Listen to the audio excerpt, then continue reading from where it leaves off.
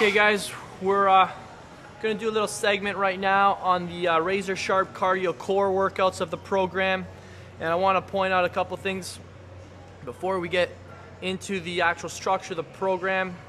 And I want to talk about some key principles, some misinformation you might have been exposed to. First thing is that I explain in the book as well is that cardio is not dead. And for people to tell you that you can get a six-pack without doing any cardio whatsoever is misleading, and it's just plain old false. Unless you only have, a couple pounds of body fat to lose, you might be able to do that through resistance training and clean diet. And don't get me wrong, you will be able to lose a significant amount of fat with a minimal amount of cardio if you're training really, really hard with your weights and you're getting the metabolic disturbance through high intensity weight training that we've already shown you how to do, as well as a caloric deficit in your meal plan. But to dial down and get that last bit of body fat off, you're gonna need to accept the fact that cardio will be a part of your program. So that's one thing I want to explain first off.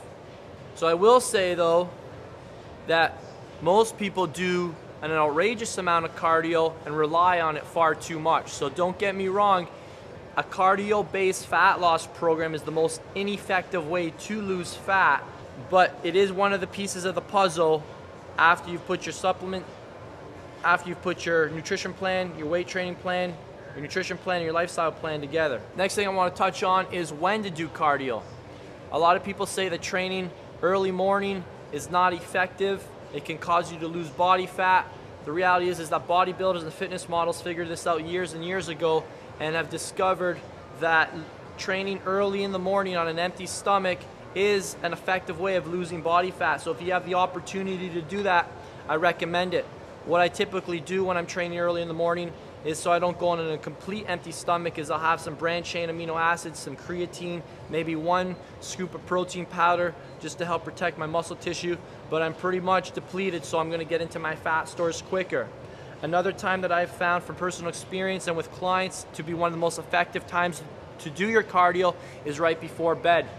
It's funny, at a fitness show I was at before, I was talking to a lot of the guys and I was asking them, how'd you guys do your cardio? And for some reason, the common theme was a lot of these guys would do their 6 meals, 6 a.m., 9, 12, 3, 6. They do their weights during the day, and then they would do about 45 minutes of hard cardio at the end of the day, come home, have a liter or two of water, then they go to bed. And that's another really good time to do your cardio workouts at the end of the day. If you have the opportunity to split up your workouts, then that's your preferable situation. If you can't split up your workouts into 2 workouts a day, your next best bet is to do your cardio after your weight training. And you've probably all heard this before, you're gonna deplete your sugars when you do the weights, so when you get into the cardio, you're gonna get quicker into your fat stores. Another component to your workouts is making it simply longer. If you've been doing 30 minutes for the last couple years, it's safe to say that your body's used to it and it's not burning any more calories. Your body's become efficient at it. So stretching your workouts out, what I'd recommend doing is adding maybe 5 minutes each week. You typically don't want to do more than 45 to 60 minutes or else you're sacrificing the benefit of training hard and getting the intensity factor in there. So adding 5 minutes each week is a good way to go until you get 45 to 60, then focus on increasing intensity next. Another mistake a lot of people make when training for cardio is that they just don't do it hard enough. And most people are doing something that their body is efficient at. They're not giving their body a reason to dip down into their fat stores.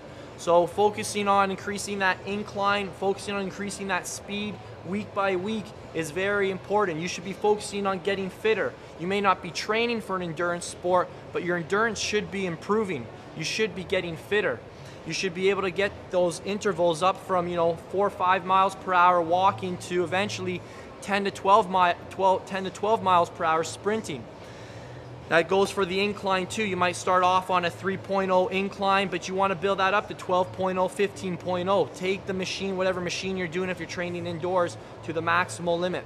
Another component is more often. I was talking to a bodybuilder recently. I'm in preparation for my show, and I'm trying to lose 2 pounds of body fat per week, and it's not coming off as quickly as I planned. I was losing 1 to 1.5. So I asked him, any advice? What would you do? just being curious and hearing what he would say, and he simply said, why don't you just add one more 50-minute session per week? So that's another piece of advice. Just add an extra session, measure the response over the course of the week, and see what happens. The last piece of advice for your cardio training, a lot of people don't do this kind of training, is tempo training.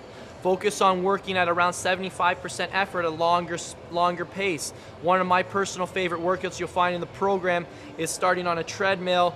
Every 5 minutes I increase the speed about 0.5, so I might start around 6. By about 30-40 minutes I'm running at 9, 9.5, 10, and those last 10, 15, 20 minutes becomes very, very grueling, and that's when your body really starts digging out the fat. So you need to be training hard enough, and steady state training is one of the best ways to do that. So get your heart rate up. If you're not sweating, if you're not leaving a trail of sweat, if your shirt's not drenched, then there's a good chance that you're just not working hard enough and you're not going to get the results you want. Now to talk about the bread and butter philosophy behind the Razor Sharp Cardio Core workout.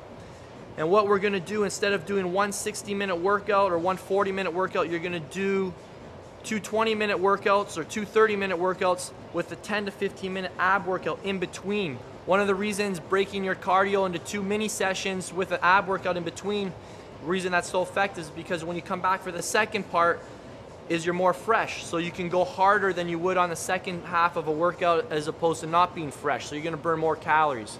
Another component is that we're going to be releasing a lot of lactic acid into our body through, hopefully you'll be doing more interval training and tempo running, which is going to release a lot of growth hormone. It's really going to heat up your body. And then when we combine that with the ab circuits in between the 2 mini sessions, that's really going to help spot reduce. It's really going to help target the section of the stomach that we want to get the fat off of. It's going to accelerate your results. Try this out.